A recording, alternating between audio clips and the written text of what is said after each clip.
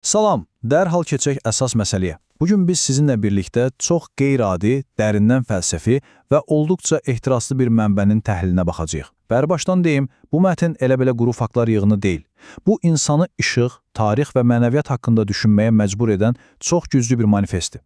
Təsəvvür edin, mənbənin hər bir sətri həm yüksək emosiya, həm də çox cəsarətli iddialarla doludur. Yəni, bizi çox maraqlı bir analiz gözləyir.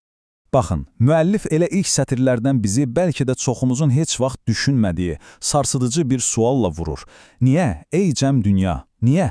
Yəni, bir anlıq düşünün, niyə tarix boyu bəzi ərazilərə minlərlə peyğəmbər göndərildiyi halda bizim ərazimizə müəllifin Azər adlandırdığı bu coğrafiyaya yalnız bir peyğəmbər göndərilib?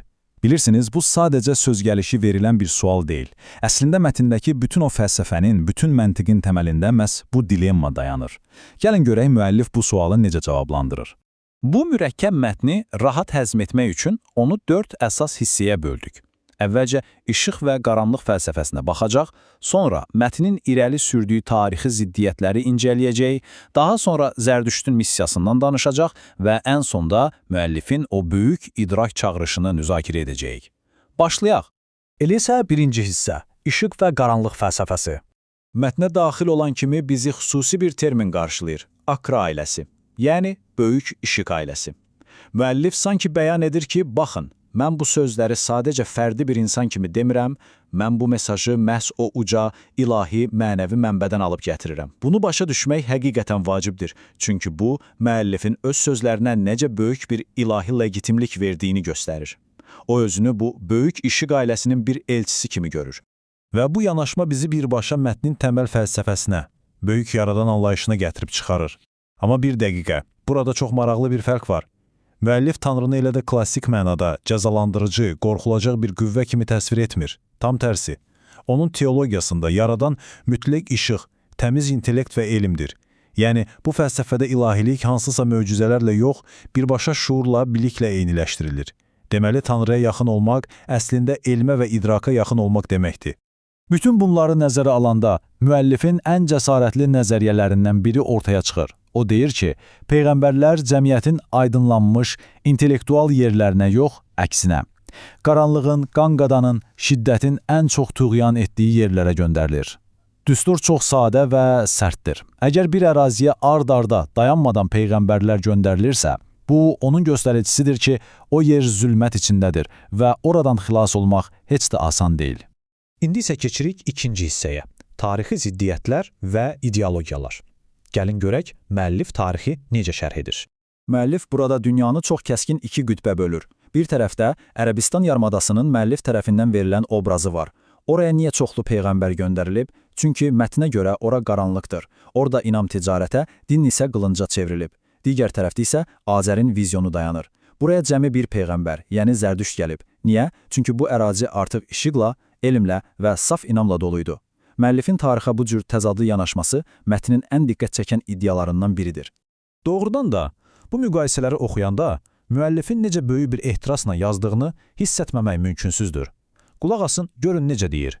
Zər mənəm, Zərdüşt mənəm, zərimin əvvəli inancı, Azəroğlunun işıqoğlu mənəm. Bu sətirlərdəki coşkuya baxın. Adam sadəcə kənardan tarix danışmır, o, bu qədim irsi öz varlığında hiss edir, onu tamamilə mənimsəyir. Amma mətndə yalnız qürur yoxdur. Çox dərin bir inciklik, böyük bir narazılıq da var. Müəllif dinin zorla qılınc gücünə yayılmasına qarşı açıq şəkildə üsyan edir.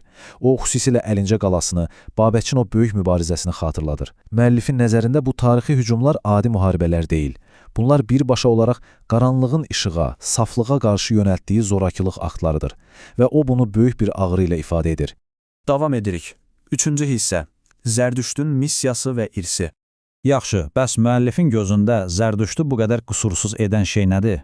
Baxın, birinci növbədə müəllif deyir ki, o, xalqa kor-koranə qaydalar yox, xalis ilahiyyat, yəni elm gətirib. İkincisi və ən vacibi, o, kitablarını, inancını heç vaxt alverə çevirməyib, öz mənfəəti üçün satmayıb. Maddiyyat onun üçün heç nə idi və missiyasını bitirəndə necə gəlmişdisə, eləcə də ləkələnmədən dik duruşla geri, öz işığına qayıtdı. Baxın, o bayaq verdiyimiz niyə cəmi bir peyğəmbər sualının cavabı məhz indi aydınlaşır.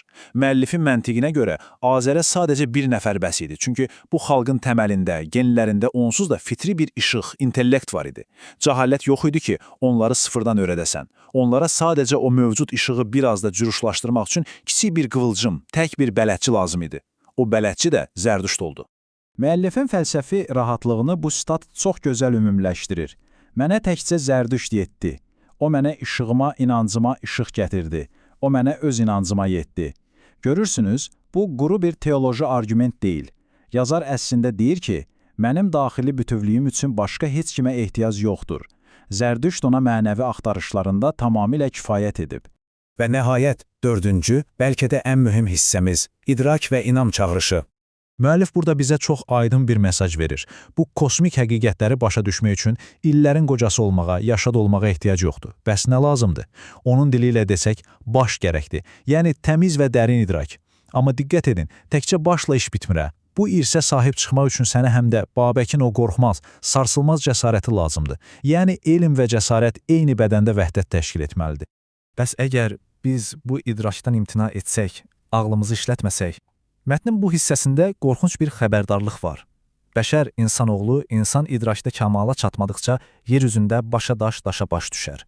Yəni, müəllif demək istəyir ki, bütün fəlakətlərin, dağınıqlıqların, cəzaların kökündə savadsızlıq və idraksızlıq dayanır. Əgər cəmiyyət başını, ağlını işlətməzsə, bəlalar qaçılmazdır. Ağıl burada yeganə xilaskardır. Biz mətni oxuduqca atam balası ifadəsi ilə tez-tez rastlaşırıq. İndi anlayırıq ki, bu sadəcə quru bir xitab, yaxud da bir sevgi sözü deyil. Bu əslində oxucuları, bizi ortaq işıq ətrafında toplamaq üçün güclü bir nidadır. Burada atam deyilərkən böyük yaradan, yəni mütləq işıq nəzərdə tutulur. Atam balası olmaq isə cəhalətə qarşı birləşmək, həmin o uca intellektin varisi olmaq deməkdir. Bu dərindən fəlsəfi təhlilimizi belə bir həlledici və narahat edici sualla yekunlaşdırmaq istəyirəm. Əgər doğrudan da elm, idrak və işıq bizim ən təmiz, ən qədim irsimizdirsə, o zaman biz öz gələcəyimizi hal-hazırda nəyin üzərində qururuq? İntellektimizlə və ağlımızla, yoxsa cəhalətlə və qılıncla? Düşünürəm ki, bu, mənbənin bizə qoyub getdiyi ən vacib tapşırıqdır və cavabını hər birimiz öz daxilimizdə tapmalıyıq. İzlədiyiniz üçün təşəkkürlər, ümid edirəm bu fəlsəfi səyahət sizin üçün də maraqlı oldu.